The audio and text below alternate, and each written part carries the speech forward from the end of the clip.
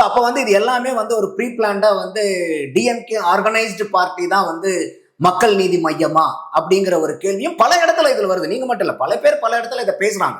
என்ன ஆகுனா, இது வந்து கமல் வந்து அன்னைக்கு இருந்த காலகட்டத்தில் ஒரு நல்ல ஒரு சிந்தனையில் இந்த கட்சி ஆரம்பிச்சிருந்தா கூட, ஏன்னா எப்பயுமே வந்து உங்களுடைய நோக்கங்கள், உங்களுடைய செயல்பாடுகள் எல்லாமே அடுத்த வருங்காலத்துல நடக்கக்கூடிய செயல்பாடுகளை வச்சுதான் நீங்க முந்தின காலத்துல செஞ்சக்கூடிய செயல்பாடுகள் வந்து எடை போட்டு பார்ப்பாங்க மக்கள்.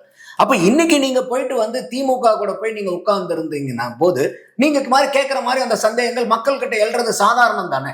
நான் அதனாலதான் சொன்னேன், அரசியலினுடைய உச்சபட்ச அவநம்பிக்கை வந்து கமலஹாசனா மாறிட்டார். சோ இனிமேல் அவர் போய் ஒரு அரசியல் சார்பா ஒரு கட்சியை முன்னிலைப்படுத்தியோ கொள்கையை முன்னிலைப்படுத்தியோ ஒரு கமலஹாசன் போய் ஒரு பேசுறாருன்னா ஒருத்தர் கூட நின்று கேட்க மாட்டாங்க. நீங்க பார்த்திருப்பீங்க, அந்த கள்ளக்குறிச்சி கள்ளச்சாராய சாப்பிட இவர் போய் பார்த்துட்டு என்ன பேசி என்ன மாதிரி ஒரு அபத்தமான ஒரு பேட்டி கொடுத்தாருங்கிறதெல்லாம் நம்ம பார்த்தோம். காரணம் என்ன? திமுக கூட அன்னைக்கு அவர் நின்றுட்டு இருந்தனால. அப்ப திமுக இல்லாம மக்கள் நீதி மைய தலைவராகவே அவர் இருந்திருந்தாருன்னா அன்னைக்கெல்லாம் எவ்வளவு பெரிய அருமையான பேச்சு அவருக்குனால பேச தெரியாதால அவரு.